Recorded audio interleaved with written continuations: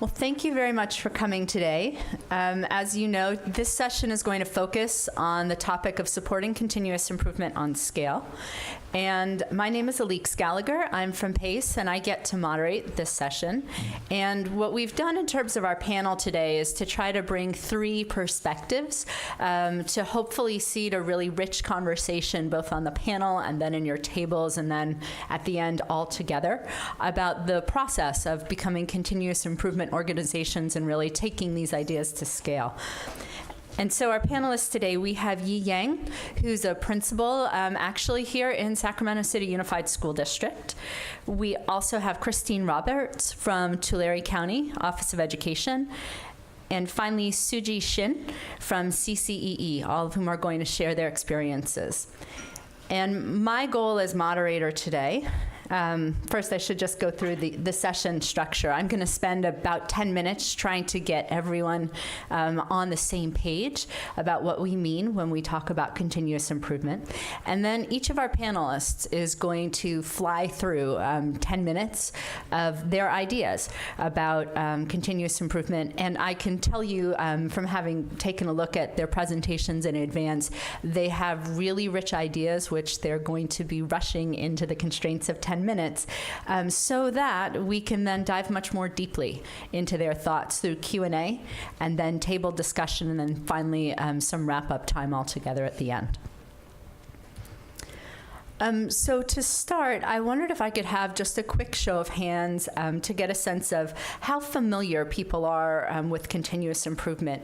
How many people could put up one hand to say, yeah, I'm somewhat familiar with continuous improvement? And how many people would put up two hands and say, yes, I am very, very familiar with continuous improvement? And we have some of those here too. Two hands. So let me talk just about some of the assumptions underneath ideas around continuous improvement. The first of which is that continuous improvement isn't about what one person does or any particular instance of anything. It's actually about systems as a whole and how people move through systems, the type of outcome systems typically produce. And there's a real assumption in all of this work that every system is perfectly designed to achieve exactly the results it gets. They're not happening by chance. There may be individuals who have results that differ, but in general, the typical results are actually produced by the system itself. And in schools, we talk about those systems that we're talking about. There are teams within schools, there are districts, and then outside of that, there are these nested structures where even those districts are contained within counties, regions, and sometimes networks. And so when we think about the challenges and issues we see in schools, we have to understand that they are created by systems, not individuals. The second thing that we think about with continuous improvement is that in order to improve the outcomes, you have to improve the process. You have to understand what is it in this system, what processes are in place that are producing the outcomes we're getting. And in continuous improvement, what we're really focused on are differences between the outcomes we aspire to and those that the systems are producing. And we want to understand which processes of these systems are producing the outcomes. Continuous improvement also has an idea that the best way to improve processes and get different results is by looking in a really scientific, systematic way, starting by understanding the problem, formulating hypotheses. Well, what do we think is going on here? What might change it? And designing experiments to test those ideas systematically, collecting data, analyzing them, and coming up to a conclusion, and then typically starting that cycle again, trying to figure out incrementally over time in a systematic way, how do we build our knowledge about how to make our systems work better to get the outcomes we want. And finally, one very important thing that distinguishes continuous improvement from some of the approaches to improvement that have been tried in recent years, and I think NCLB comes up as one of the strongest points here, is the idea that the front line, the teachers in schools, the principals, the practitioners, they actually have the deepest understandings of how our systems are working, and therefore they have to be engaged in the work of improvement, because it is through their understandings, through their testing of new ideas, through the empowerment of them to do work of improvement, that's the strongest path forward. And so these are the 4 fundamental assumptions. And one of the things that I think makes this entire conversation today really important, and this topic of how do we do this at scale, really, really relevant in this current day, is the fact that continuous improvement is everywhere. It's in ESSA, it's in the local control funding formula, all of the ways we think about state policy in California, also federally, continuous improvement is woven throughout. We know that foundations are also really making a big investment, and the Bill and Melinda Gates Foundation is probably at the best known for this. They've already given about $100 million to try to start some networks focused on continuous improvement. And in addition to that particular grant funding, these ideas of continuous improvement are being woven throughout their educational portfolio. So we see this everywhere. It is clear that to make these ideas work, these policies achieve their goals, we're going to have to understand how to do continuous improvement at scale. Before I close, I just want to kind of do a quick advertisement for some PACE publications that do have a range of information about this. There are some Getting Down to Facts publications that are on the PACE website, and also, I believe yesterday, we just released our report on the core districts and their work in the core improvement community. And all of these are great resources if people want to delve a bit more into some of the issues that we're talking about today. And so with that, I'm going to turn the conversation over to the first member of our panel, Mr. Yang.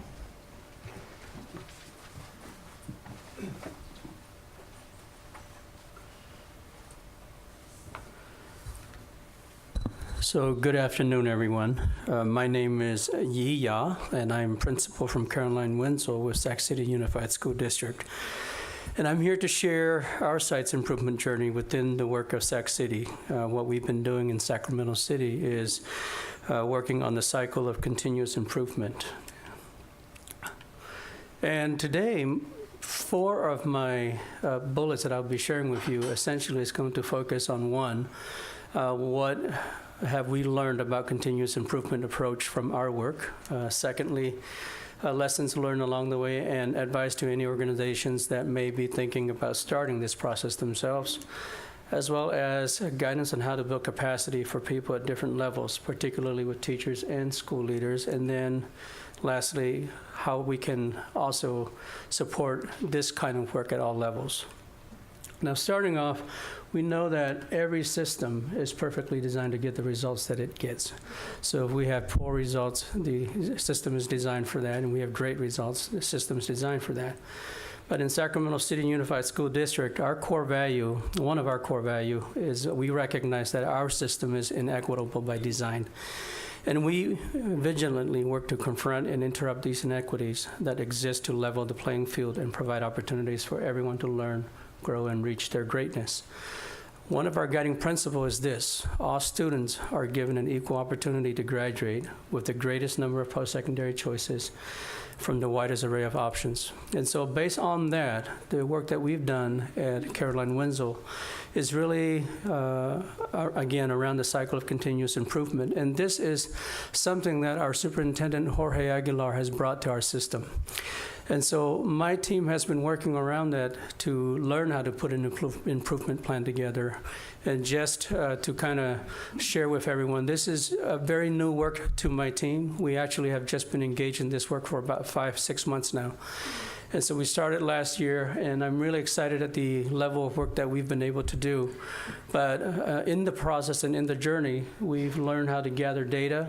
And gathering data means looking at data, surfacing issues within our system that needs to be fixed, and then looking at the problem more specifically so that we can come up with an aim or a focus in order to identify ideas for implementation, and then define measures.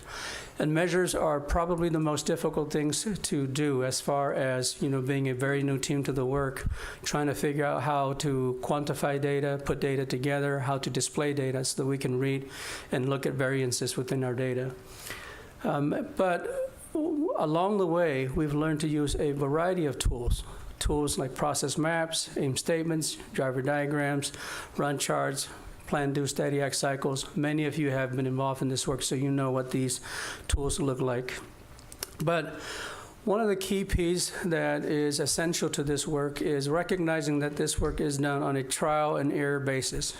It's not perfect, because as we do the work, we discover areas of needs, areas of weaknesses that we have, not only within our system, but within ourselves, within our own planning processes. And so it requires revision and more trials. But what I am proud of is that we do have a team that's very committed to the shared purpose of working with this continuous cycle of improvement. And then we also acknowledge the work is not easy. It is very hard. It takes a lot of time and a lot of discipline. And so we are very efficient with the time that we have and the schedules that we have. And while doing the work, we're also capturing the work so that we have, some references to go back to, whether we capture it in a storyboard or whether that we capture it in artifacts or just evidence that we can display somewhere for us to go back and reference. Now, as far as what our cycle of continuous improvement looks like, this is what it looks like. And this is what our entire system is using right now in Sacramento City Unified. And when we do this work, the questions we want to make sure we answer are these. What specifically are we trying to accomplish? What changes might we introduce and why? And how will we know that a change is actually an improvement, or whether a change really didn't amount to much? But the lessons we learn along our journey, and if you are a system or a team that is thinking about starting the improvement cycle in your school, here are some things to consider. And again, keep in mind, we are very young at this, so I'm just sharing with you my own experiences in leading my own teams. So looking at site system, recognizing what your constraints are. Within every system, there are constraints. There are schedules, there are curriculum, there are meetings, there are other things that will take away from the actual work that can be done around continuous improvement. But make sure you have a clear implementation plan, a plan that has a beginning, a middle, and an end. And making sure that that plan is thought out carefully so that you can articulate a plan to a team that you're working with. And identifying teams, making sure that you also have team members who you can rely on, can trust, and can have hard and difficult conversations with, because there are a lot of truths that come out when we do improvement science work. And then as far as roles and responsibilities go, make sure that there are clearly established roles within the team so that we have delegation of responsibilities and everyone knows what they're supposed to be doing. Most importantly, have an admin team made up of the principal, a facilitator, or maybe a team lead or a teacher lead who can also lead the work at the site, because they are the ones who have to do the behind-the-scenes thinking and doing the planning and making sure that they set a clear direction for the team to go. And then also understand team capacity, because team capacity is so important. You need to know how much to push on your team. You need to know how much you want to pull back. And you also want to make sure that you have a plan in place when you are dealing with complications within the thinking process, that you have resources and you have a plan to address those complications. And then obviously, most important piece, you can't do this work alone. You have to have a network of resources. Make sure that you have content experts and that you also have folks at the district office, maybe folks who are tasked with the responsibility of supporting continuous improvement work to also be there to support you. And then reaching out to organizations like us. We have a partnership with CORE, and we reach out to them for the services that we need in order to do the work on the ground level. Now, pacing and monitoring, this is a very important element to keep in mind. Eager to want to move fast, especially when you have a system that has merit for improving teaching and learning. You want to make sure you want to move fast, but because you want immediate results. But the key is not to move too fast, because you're going to lack understanding of what the process looks like. And the most important thing for me when working with my team is to make sure that we all understand what the process is, because I don't like lingering frustrations. Frustrations are what create what we call pushback, dissension from the process, and also disharmony within the team.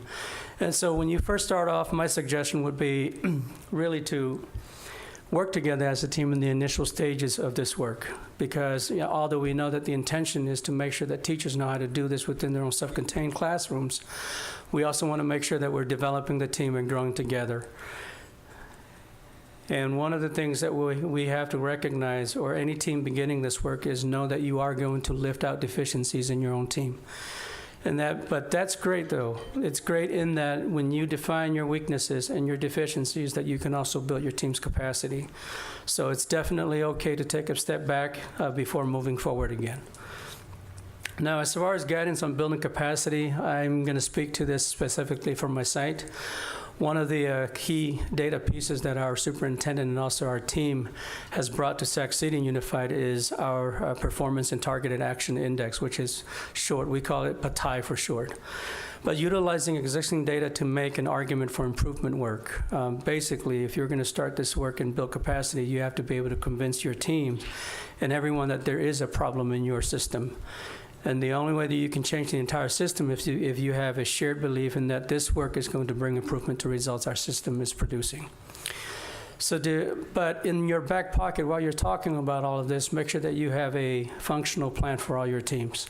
And so within my school, I have a primary team, an intermediate team, a special ed team, and we set agreements for how we can complete this work, because there are, again, as I mentioned earlier, lots of constraints within our system and our organization that needs to be worked out before we can actually do the work. And the bottom line is, the last bullet indicates, you have to lead the work. Site and admin and the team on site has to lead the work. And then how can continuous improvement, be supported at all levels of the system? Basically, I can speak from the site level. We want to make sure that at site level, you are making sure you have all your stakeholders involved in the process. For myself, I share it with school site council. And I just happen to have a parent who works in an organization that uses continuous improvement as well. So they made a demand of me to come in and do a presentation for the site parents. And that was really useful, because then it emulated what they were doing in their own work. But a key piece is principal, facilitator, and team leads. We need to keep a central focus on the work, because the work can go by the wayside. Only because it's also very challenging and it's hard. People don't want to engage in it if they can avoid it. But if you have multiple sites that are working on continuous improvement, you can build a sense of purpose, create opportunity for cross-site collaboration. And I know that's my time. I'll go quickly through this. Districts. Love to make sure that we have district support, because again, this is something that cannot be done singularly by site. When you want to make sure that you allow room to allow sites to celebrate their successes, present artifacts to demonstrate the work. Leaders can also have opportunities to share strategies. And key piece for me, particularly important, is that data piece, helping sites develop measures, how to quantify data, process them, and actually represent them on graphs. And then for the county and state, just to quickly go through, provide research expertise and training for local improvement facilitators. We definitely need that support.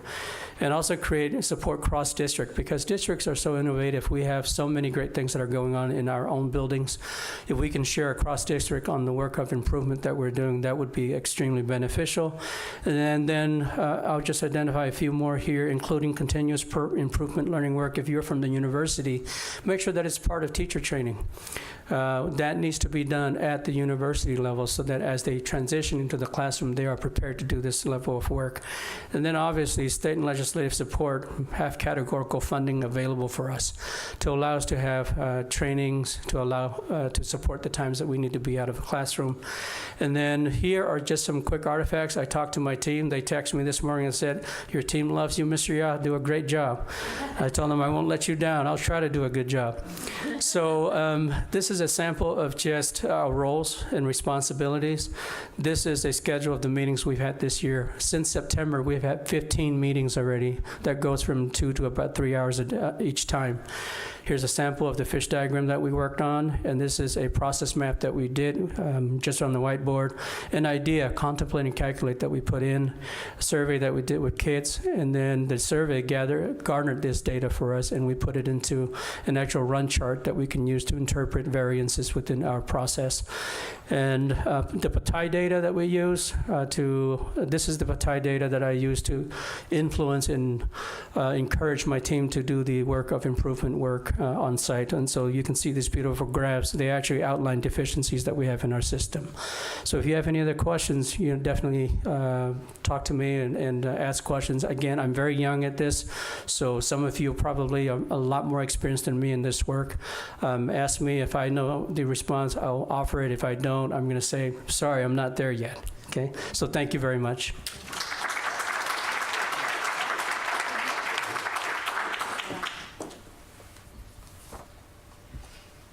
All right, well, my name's Christine Roberts, and I'm really excited to share with you today about our network, CVNIC, not to be confused with Stevie Nicks. And I want to just tell you a little bit about where we're located. We are located in the center of California in Tulare County, and we're roughly the geographic size of Connecticut. We have 43 school districts, 30 of which are small school districts, so we're very rural. We do not have a four-year institution of higher education in our county boundaries, and we noticed a problem. And the districts that wanted to collaborate with us, they also noticed this problem, that in 2015-16, 83% of our fifth grade students did not meet state expectations in mathematics.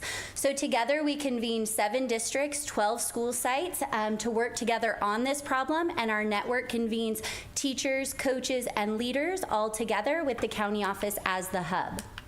So serving as the hub, we actually leveraged existing already strong partnerships with our districts and then kind of brought them all together, which was very unique.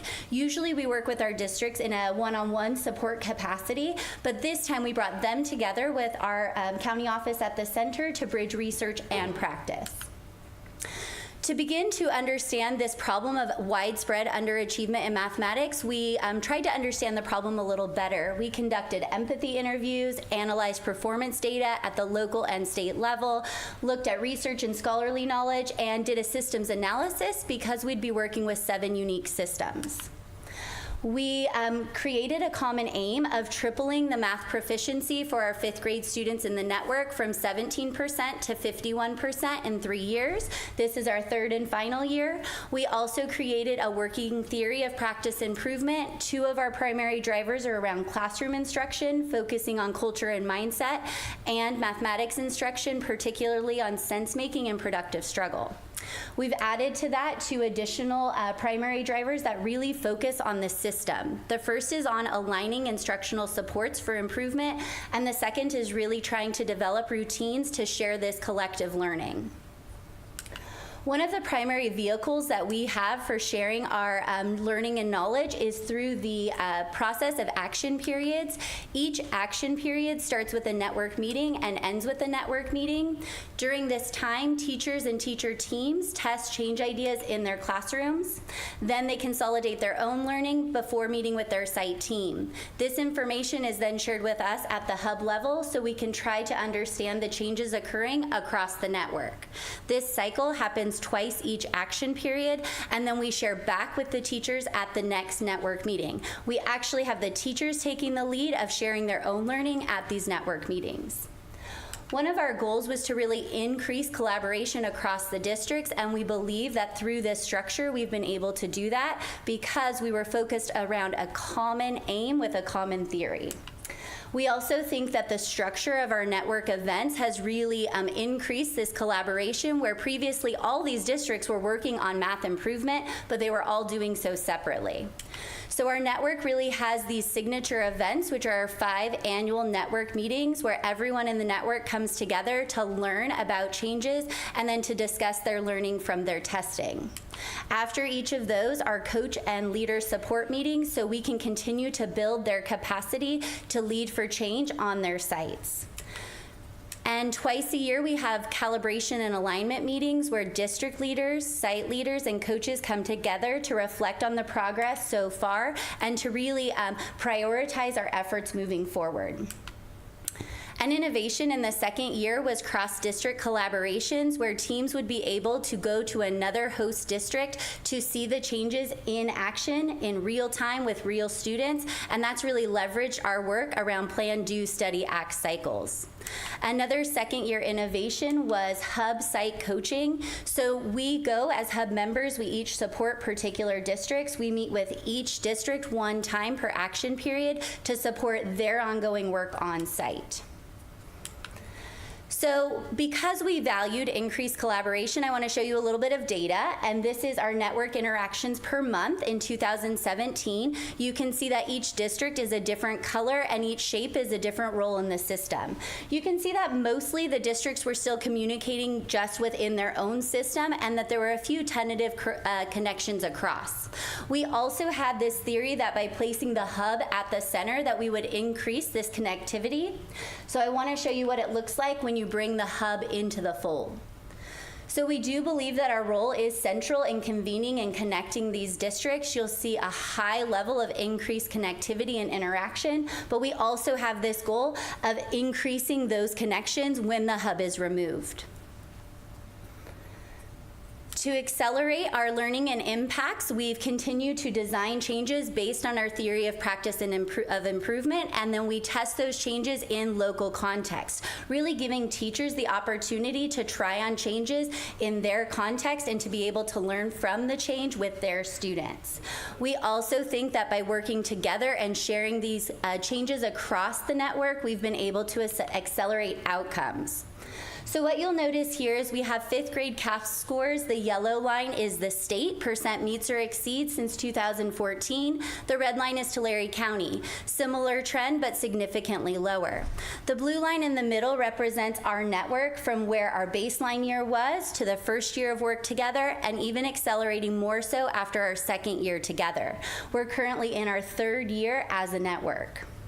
We also looked at this data by classroom to see what was going on, and it also paints a different picture. So we have wide variation across the network, so we're trying to learn from these classrooms here how the changes are working so that we might be able to allocate supports elsewhere.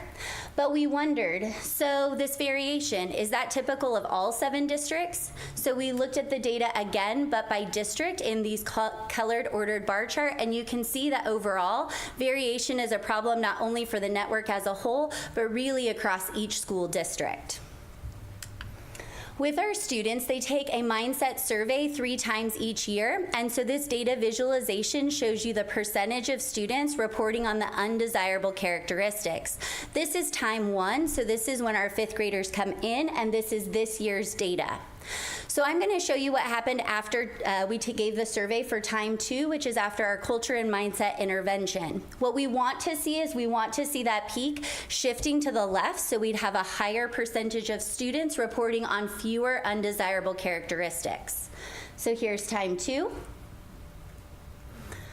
And so, in fact, we actually did see an 11% statistically significant shift across the network. What was interesting is this shift really wasn't isolated to a school site, a teacher, or a district, but rather a general shift across the entire network.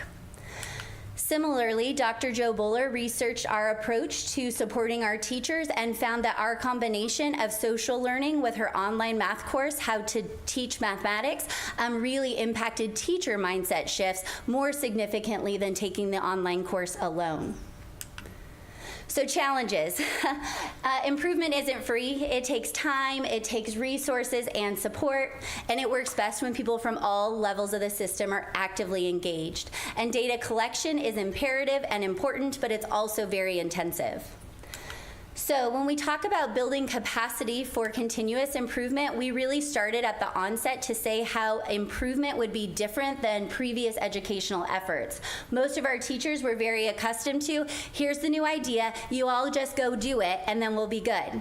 We really wanted to shift that we're going to learn a lot together, but you're not going to just go do it. You're going to try it and tweak it and learn from it and bring that back to share with the network.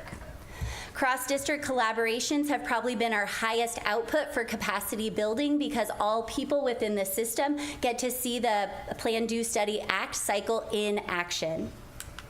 And likewise, we've trained all of the people in our network to varying degrees to improve their capacity for leading continuous improvement from the classroom to the site and district level.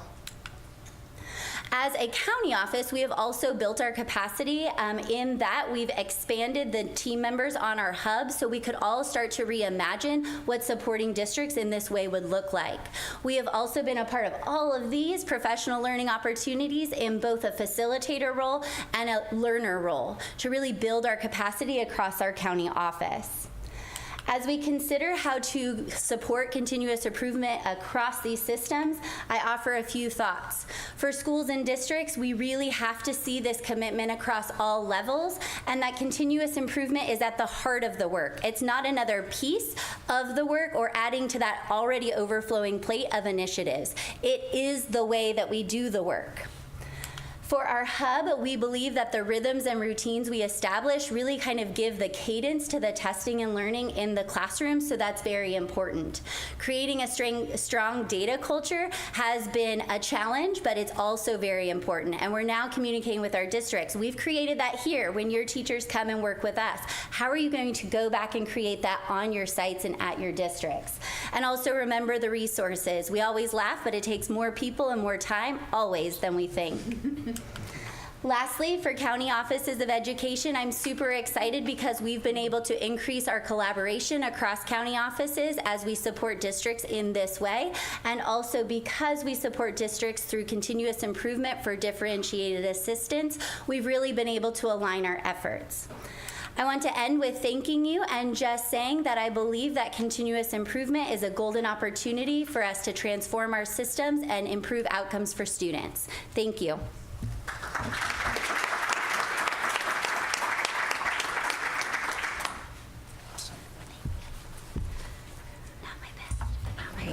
Thank you. So hi everybody, my name is Suji Shin. I'm with the California Collaborative for Educational Excellence, and we represent sort of the state level angle of this conversation. So what I'm going to try to do today is just take a little bit of time, give you a little bit of background about who we are, how we came to be, about our work to date, and then just kind of open it up to some of the kind of lessons learned we've had as we've taken a look across the state over the past couple of years. So with that, I think just to, for those of you who may not know, and some of you know better than others, we are a fairly new state agency, and I see a typo already, that we were created by the state legislature in 2015, not 2013, but with a very broad mandate to advise and assist, which is an incredible gift as a new state agency coming in there to really think about what does technical assistance look like in this new world of local control, and how do we best support our LEAs, our county offices, our districts, our charters, and really thinking about how we implement continuous improvement at the local level to make better decisions on behalf of students. So we started there with a broad theory around capacity building that really started this idea that engagement with the California Collaborative for Educational Excellence, how we wanted to get to this place of how we improved and increased student outcomes, right? So we focused on this capacity building piece, thinking about the kind of information, sorry about that, some of the information, resources, and processes, how we apply them at that local level to think about now taking what we've learned and applying with our local teams and our local context to think about better decision making that's based on data, that's based on increased informed engagement of stakeholders who are impacted by that decision to ultimately lead to increased and improved student outcomes.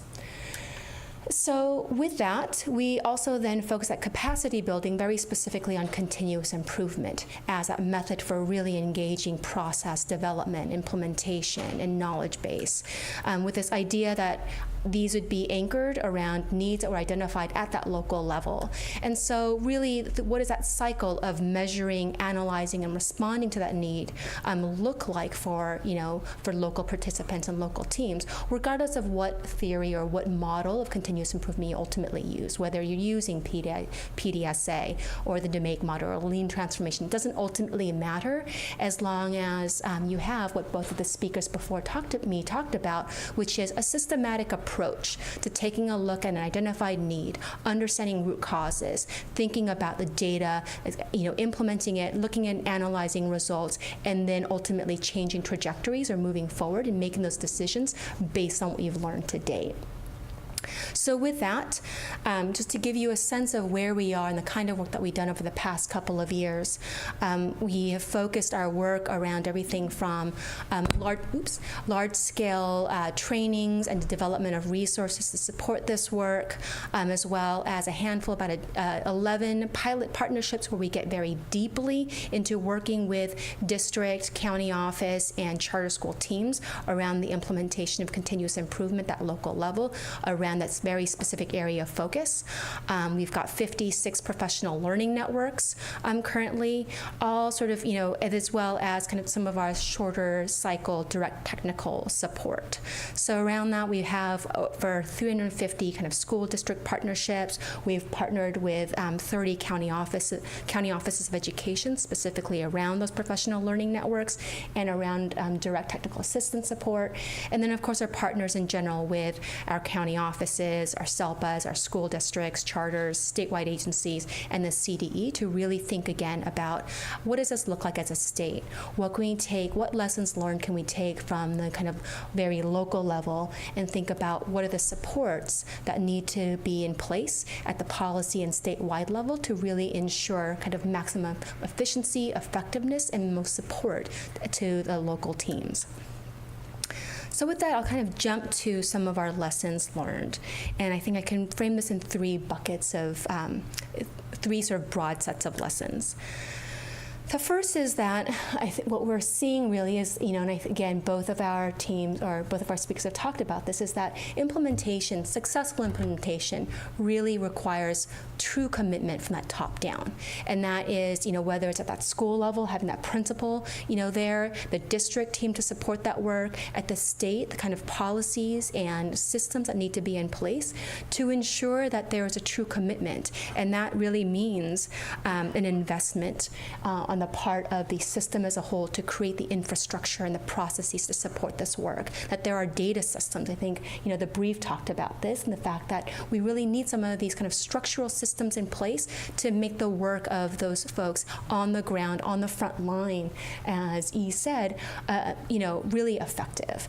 And that there needs to be this kind of investment in ongoing training and support for those who are doing this work and turning around every day so that they do have the resources to continue to make better decisions to turn this around. We talk about this at the CCE in terms of, the sponsor and driver kind of level, right? So that at any team, again, whether it's at the very local or within the state context, who are the sponsors? Those are these folks who are going to be able to make that commitment as an organization to clear off the time and space and the capacity for the team to really invest in this work versus the drivers who are the ones who are on the ground, who are convening the teams, who are facilitating the conversations, who are actually doing the work on the ground to analyze data, make decisions, review implementation, and come back to the table again. Our second set of lessons learned is really around, the fact that continuous improvement requires continuous reflection. I don't think this is new to anybody, but this idea that, I think we're getting better in education about reflecting more and bringing that to the table. I don't know that, or I think that we need to improve at turning that reflection into action and making decisions around it and sort of including that as part of the continuous improvement itself. So that are we building systems in place to better engage those, again, on the front line, to really think about how we step back in order to move forward, as our principal said. Thinking very clearly and carefully about who needs to be at the table. How broad does that table need to be in order to truly engage stakeholders that are affected by the decisions that we're making as a school, classroom, district, state community? What processes need to be refined so that we, as the system itself, continues to improve to better support the implementation as implementation continues to evolve over time? And how do we learn, again, this is the reflecting piece, around what worked as well as what didn't work. I think we often sort of look at one side of the coin or the other. I've heard a lot of conversations around thinking about, well, what worked and how do we continue to replicate that? Or oftentimes focusing on, well, what didn't work so we can improve that next time? But really thinking about how we take that moment to reflect on both sides of that and continue to evolve and improve upon that system itself. And that final piece is, this idea that continuous improvement is a mindset, and that's part of, came out of the brief.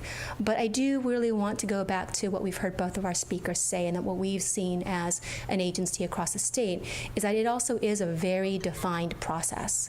I think I reflect back on a conversation I had recently with a district leadership team, and they said, oh, no, we're fine. We don't need any of that because we're continuously improving.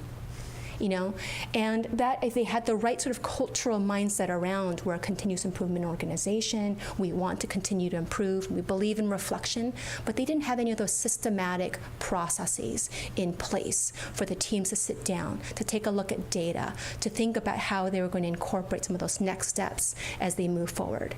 I think that piece really gets this idea, we struggle a lot in our work in thinking about where do we go loose versus tight, right? So where are the places in which we want to make sure that there are some very systematic processes, protocols, and systems set up versus where do we allow sort of some freedom and flexibility around what makes sense for that local context. Again, I think back to a team that we were working with recently, and they ended up, getting so tied up into this idea that, well, we missed our cycle because we locked in these dates, and we have this template, and they'd created this entire process and team at the central office level that was focused on kind of a checklist and kind of ticking off, did we fill in this fishbone correctly? Did we turn in this document at the right time, right? And so again, they were trying to create these systems, but focusing on the wrong pieces rather than really getting to the sort of spirit of this work. How are we really deeply engaging in a group cause analysis? How are we really supporting our teams to dig in deeply into the data and understand what they're looking at and use it, rather than focusing on the forms and the systems and the process, or the form and the template itself to drive that work. A huge part of our work is around thinking about what is that role at the different levels for different kinds of work, and where do we as a state think about the systems that we need to put into place and the processes and the support. I think I heard a lot around some of the supports that we need around the systems and state level resources, the networks, the opportunities to connect, rather than focusing on kind of mandates and compliance kind of oriented exercises, and thinking about how we free up our district and kind of local teams to be a little bit more flexible and nimble on the ground in addressing their own needs, while giving them the kind of resources, the space, and the capacity to continue to reflect on their work and improve upon the work that they're doing on an everyday basis. And I think ultimately, as we head into our 5th year of this work as a state, I think, the time is now really right for us to really think about how do we now move beyond this initial implementation? What does this look like in the next stage for our local teams? Now that we've got our 2nd iteration of the dashboard out, as we think about kind of continually refining the tools that we're using, the data that's available to us, as we think more deeply about the local indicators that we should be using at our, district teams, and how do we make sure that those are conversations that we have on an ongoing level with our stakeholders? How do we build in the processes all the way down from the state down to the school and classroom level to ensure that we're having the right conversations at the right times? So I think, with that, I'll close it off and go into this, I think, the next piece around really opening up and listening for questions from all of you.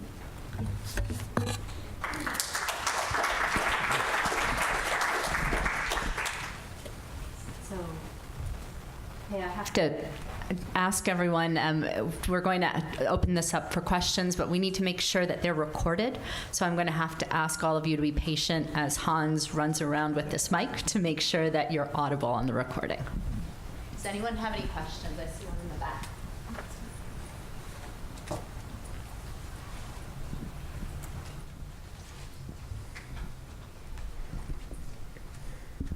Thanks so much. So this is a question about the local processes that happened both in Sac City and then in Tulare. I'm curious how you picked the aim that your teams focused on to start with.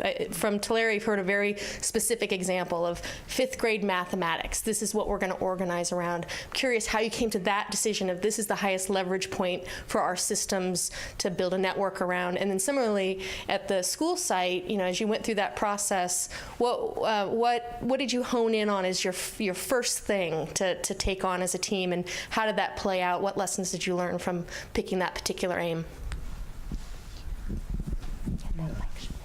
This mic.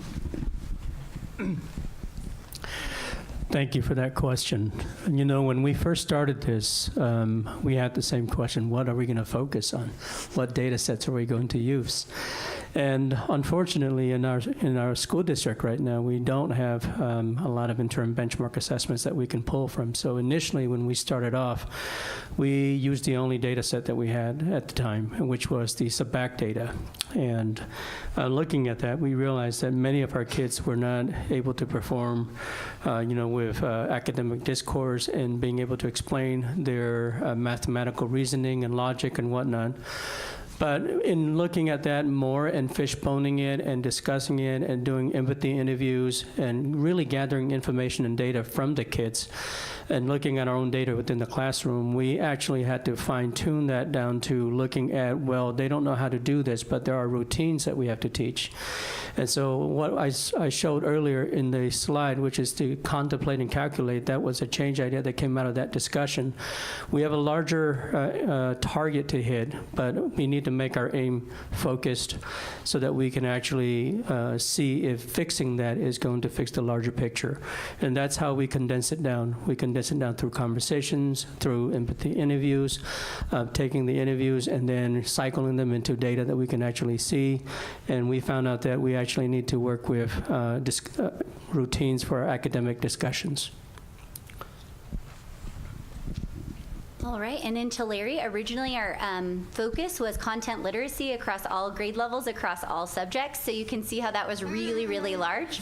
And since we had a year planning grant with the leaders, we continued to have conversations with them about really what was the problem, and 6 of the 7 districts said, really, if we have to narrow it down, we really want to focus on mathematics. And the other one that didn't was already in a collaborative, but they said, well, we'll still go along for the ride, it's just we already are getting support for that.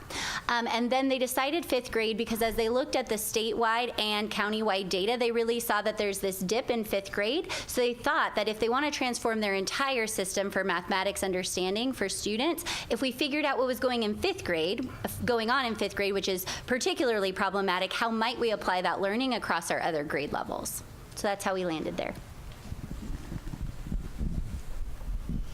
Again, for the gentleman, have you considered integrating your subcommittees so that the special education specialists are integrated with the general education teachers, in alignment with the state system of support and one system? Yes, we have considered that, and we thought about that at site.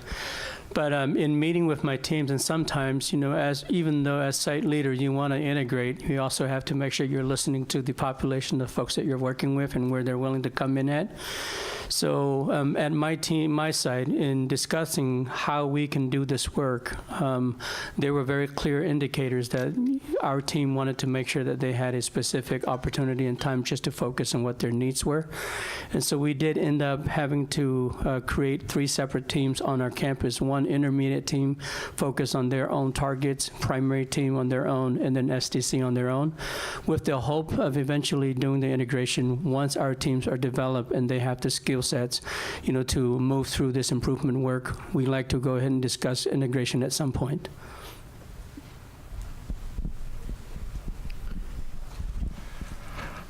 I'd like to ask a question about the values and norms that need to be in places at your schools to make this work. I come from a fairly large district, and we have a lot of different schools, and values and norms are very different at those schools. And like when you think about the famous example of the healthcare industry, and until they convinced everyone from the lead surgeon to the janitor, that no deaths from infections in the hospital are acceptable. We're nowhere near that in my district. Anyway, so how do we get people to buy into continuous improvement if they don't already have this perspective like, of course, we'll do anything to keep one kid from not being able to read in the 3rd grade?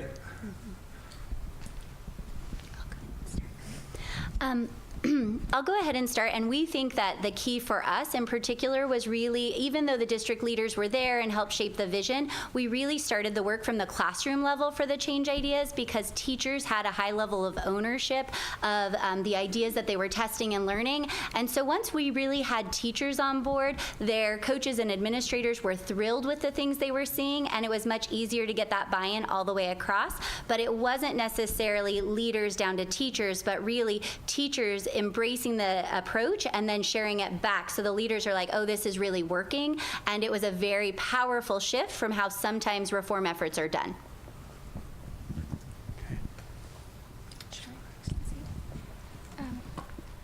I think this may not be the only thing, but I think a key piece in this is to make this personal to each and every individual at that, site, district, state, really. Sort of, how do we make this work resonate with the individual that is driving it? So when you can come into a district, a school context, where everybody from the superintendent down to the classroom teacher, to the bus driver, to the lunch lady, has a clear idea and understanding of how this work impacts how their work and their role in this process impacts the outcomes for students. That is like a really clear first step in really engaging and building a culture around kind of the continuous improvement process. Now, I don't think that's not the end-all be-all, right? So we've also been in places where everybody can articulate that, but we haven't moved on to that next step of now how do we actually turn this into a process and a plan for continuous improvement. But I think that's, I do think getting that place where we make it clear to the folks who are engaging in this process what their role is and what this means for them is an important part of it. Yeah, I'm just going to jump in with a follow-up for any of you. Given that the importance of really engaging teachers and classroom level, I wonder if you could talk about what role you have seen for the leaders at the building level, at the district level, at the county level. What do those leaders need to do as part of this? Because it's clearly not just growing up from the grassroots. That's only part of the story. Okay. So I want to go ahead and respond to the question in the back. How do you get people to do this?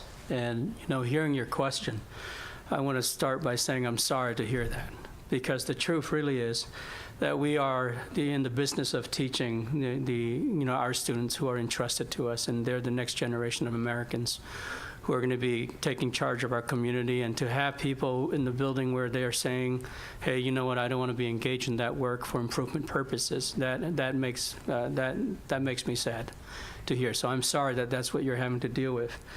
But as far as how to move people, I think you move people with and it's easy to say, it's hard to do, especially when you have people who won't be moved. But I'm going to read the text message that my team sent to me this morning. They said, good luck today. Your team loves you, right? It's about building relationships first. Unfortunately, sometimes that's what has to happen. You have to really build the relationship and build the trust, build the groundwork for how this is going to be done. And you have to be vulnerable and honest. And as a site leader, I'll tell my folks, if they're saying something negative about a kid, I'm just going to say, I wouldn't say that. That's not something that we should say. And making the truth about servicing kids really, really upfront, being very honest about how you feel about the work of serving children. And then to respond to your question in regards to what do leaders have to do in the building, I have to tell you that I was at every single meeting that our team essentially did. When we started last year, my question to my team was, hey, and this is honest truth, I walked into a classroom and said, hey, look, I'm going on this great adventure. I have no idea where it's going to lead me, but I think it's going to be awesome, and you and I are going to grow great together in this on this journey. So The only thing I can ask you right now is, will you go on this adventure with me? And I know that sounds like I really have a great relationship with my staff to be able to say that, but this is what it is. It is an adventure of learning, an adventure of improvement. And if you have the right people in the building, the people with the right attitude, the right mindset, and with the mindset of growth in academics and learning for kids, that they will do the job. And so if they're not doing the job and they're giving you that kind of response, I think that you really need to look for people who you can build at least a small cohort of willing people to move with the work with you, and then expand from there. And how we were able to expand on our site really was because we started with one team, and that team grew the work to a degree where everyone else was curious. And then that curiosity snowballed into now we have 3 teams doing improvement work. So I'm curious. We're trying to scale this across the state now, and that is a learning process for all of us. Right? And I'm curious if you, Ms. Robinson and Mr. Young, would talk a little bit about how you learned to do this. You didn't set off on your great adventure without a map and just sort of sail east and hope for the best, right? You actually had a guidebook. So where did you learn it? Yeah. I'll go ahead and start. So our team started learning with the Carnegie Foundation about 4 years ago, and so we began our own learning, and then we kind of had this idea. We knew that we were going to run a networked improvement community for 3 years. We're in our 3rd year. A lot of the learning happened along the way, because I will tell you there was no way to learn everything up front and then be ready to go and not have any stumbles along the way. So we continued to have coaching from the Carnegie Foundation and the Improvement Collective to this day, even in year 3, and we work together even internally. So something you didn't see in our network of events, the types of things that we do to support our network. We also have internal routines for our hub. And so there are 6 of us on our hub team, and we meet regularly. We have a data routine process. We have an internal meeting and planning process. We have a debriefing process when we go out and meet with leaders. So there are a lot of things that we learned through the process. So you'll see even after year 1, we had some innovative ideas. And in year 2, we added 2 new structures that really increased the collaboration. And so we just continued to do that, basically applying these principles inward as well. It was never about just changing classroom practice or sites or districts. It was always about changing together. And you're right. It just wasn't done blindly and just said, hey, go on an adventure with me. I think I mentioned earlier, have a plan in your back pocket, right? As a site leader, when you're putting an idea out, you want to make sure that you do have a plan to actualize it. And so we did start work with CORE, but I didn't take anyone with me the first time I went. It was just myself to just go and study and learn the process and ask myself. And I did studying and read up on improvement science and what that looks like, read up on our Carnegie Foundation and the work that they did. And as a leader, I bought into it. And then from there, building the capacity and just talking to people eventually a little bit at a time, build up the curiosity, and then eventually garner the interest high enough so that I can go ahead and do the invitation. But when we actually did the work, you have to look at your site constraints, as I mentioned earlier. In the system, you already have PD that are supposed to be done. You also have activities and cultures and traditions that currently happen in the school. How do you carve out time within the regular day to do that work? And, can you get the commitment? What do you need as a carrot to make sure that you have the commitment? Do you need to go outside and find grant resources to come and pay your teachers for the time that they're actually invested in this job? Because that's a duty above and beyond the regular school day, which is going to be obviously a violation of, work conditions, right? And so, yes, it sounds simple, but it's actually a very complex process to try to get a team on board. So thank you for asking the question, and it helps me to clarify for everybody. It's not just all fun, fine, and dandy. There's actually a lot of processing that goes into putting a plan together. So talk to me more if you like after. Hi. I'm curious about what I think might be an inherent equity dilemma in how we think about continuous improvement at scale. I'm thinking about other research that came from Getting Down to Facts 2 about the human capital systems within our districts and our counties, and how the least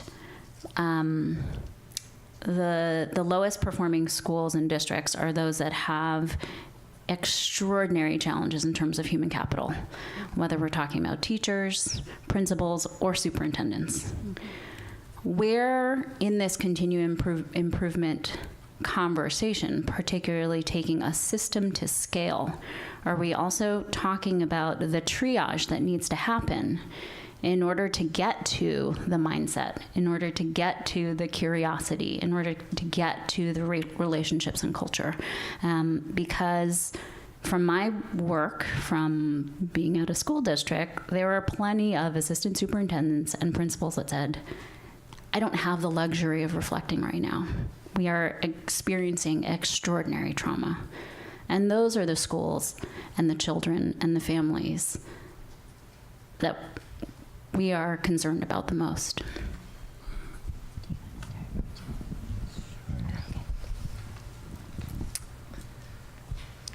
Good and tough question.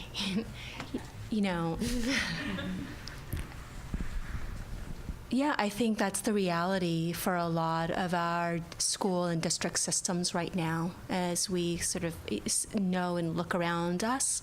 I think in some of those cases, we do have to pause and take care of the immediate emergency needs, right? Like, you cannot build a team around continuous improvement if you've got constant turnover at all levels. You cannot build a system of commitment from the top down if you have, an entire cabinet that's brand new every couple of years, or if there are governance issues that you need to deal with, or you've got, the Attorney General's office in your district, right? So I think ultimately we have to sort of understand that there are going to be some districts where we have to really focus on some very specific triage needs, and that is a responsibility of external systems, and hopefully ones that we're sort of building as a state right now to think about how we can provide some of those supports and pieces in place. That said, I do think, there are places to really think about how can we take and scale down in some ways, continuous improvement to a very local, very refined, a very small piece, right? So I think there is a place in which we can build culture, mindset shift, systems and process around a very small slice, right? So thinking about, if you have a district where there is constant turnover at the leadership, even the school site leadership, but you've got, a core group of teachers who have been at a school working with a student population that has been steady, how can we think about building some of the kind of support systems in place for those folks, the trainings, the processes, systems there to help them make better decisions so that they can move this work forward? Because at the end of the day, they have to show up, they're going to be teaching those kids day in and day out, regardless of what happens at the central office level, and they're the ones who are supporting those students. I think, again, this is sort of where we get to that piece around what is loose and what is tight, and where do we as a system come in and provide some of those infrastructural processes, those resources externally, the kind of networking, to be able to kind of address some of those very specific kind of urgent issues. I think it's a really good question, because I think in our rural context, our county office has actually kind of grown to fill that need, because many of our district offices don't necessarily have a curriculum department at all. So we've developed these relationships over time and grown our educational resource services division to really support these teams. And I think that's a really good reason why you saw the level of connectivity really increase when you saw the hub included, because we really are playing a lot of those roles to support our districts, because they don't have, if they do have their assistant superintendent of curriculum or something like that, they're wearing so many hats, they're not necessarily the person that comes to all of the network events. And because we added on the layer of support where we'd go directly to the districts in between time, we've been able to fill the gaps where we are building their capacity alongside, but they may not have the human capital to completely run the continuous improvement for their district. So I think we're filling kind of an integral need, but I will tell you on the flip side of that, because of the way we're funded, it's very difficult to, and we're thinking about sustainability now, but then how do we fund this type of approach? Because we're already a fee-for-service model, which is why our team has grown so large. However, how do we do that in a networked approach when it takes more time, more people, and more resources? So if you have thoughts on that, that's our current area of thinking. I don't know if I want to answer that question. I think I'm in her shoes asking the same questions because, there's one thing I can say, though. I hope that people in the organization can begin to do the work because I've seen for myself how how practitioners are also transformed when they actually engage in the work and they see the benefit and the value of it. And so unfortunately, there are folks who will say, I don't have time, or, I don't even have a moment to catch my breath. But the truth really is that once you engage in the work and see the power and the value of the work actually impacting systems change, that also shifts your mindset. And so I would hope that, people take an opportunity to really dive into the work before they pass judgment on it. And I'll just add one more thing from the work PACE has done studying the core districts, specific to this question around teacher turnover and what you do when you have a question about inequitable student outcomes in schools that are really high turnover. And while 7 of the 8 core districts decided to really focus at the classroom level on instruction, one district took a look at instruction and kind of said, the place where we have the biggest inequities are in one particular community that has super high teacher turnover. And they decided that this was not the time to be looking at the classroom level at instruction because teachers were turning over so quickly. And instead, they focused their work, continued to focus at the district level, trying to figure out what they could do to improve the culture and climate at this particular subset of schools so they could get and retain the teachers they wanted in a particular community, with the idea that once they had a stable, high-quality teacher workforce in that community, then that would be the time to really dive into the classroom level and tackle those second set of issues. And I raise that because as we think about these different levels of the system, continuous improvement doesn't always stay at one level. There are really complex problems that are nested across all of the levels of the system, and ultimately for this work to be most effective, some of these problems need to jump levels, ideally in coordination to solve the multiple levels of the problem at any point in time. So with that, I'm going to transition us to table discussion with a note that at the end of the table discussion, we're going to be asking people from tables to share out the most important insight you have as you and your tables turn around and talk to folks about this question, or you can also choose something else that really came up for you. Namely, what will it take to make continuous improvement a reality for all California schools and districts? And I'm going to encourage our panelists to come join some tables. Awesome.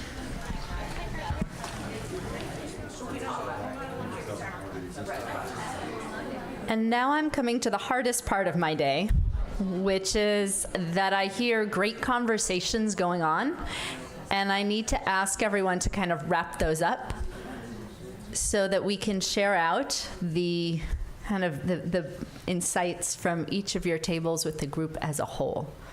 So I wonder if anyone would like to raise their hand and share out something that you think the whole group should hear that came up at your table.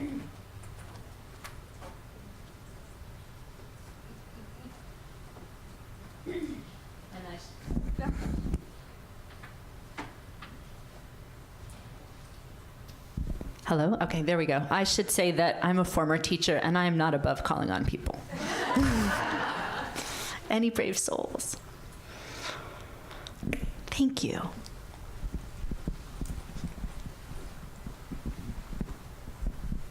Thank you. Hello. I'm Vicki Ramos-Harris with Advancement Project California. My table mates left, but I will represent. We were talking about the power of early childhood and where is that in this discussion. Not that it's missing everywhere, but just how do we make sure, given that we know that early childhood plays such a fundamental role in building a foundation for students, when we think about continuous improvement, how do we make sure to connect the dots so that we're working all together to support students all along the way? So that was part of the conversation we were having. The second part we were also talking about was how the English learner population is such a big part of our student population, and so thinking about the intentionality that we need to be using to think about how these systems work for them how they're supported, and what supports districts need to really be thinking about and grappling with this, so that the continuous improvement really does apply to their context, their skills, their language gifts, and their needs. And so those are sort of questions that we were just thinking about, and what is it, we're excited about the English Learner Roadmap state policy, a very assets-based state policy that we can build on, but how do we make sure everyone knows how to use that, and just to be able to grapple together with these issues, particularly because when we're looking at our California population, we really need to make sure our systems work for the kids who live here and all the gifts that they have. Thank you. Anyone else? Lynn.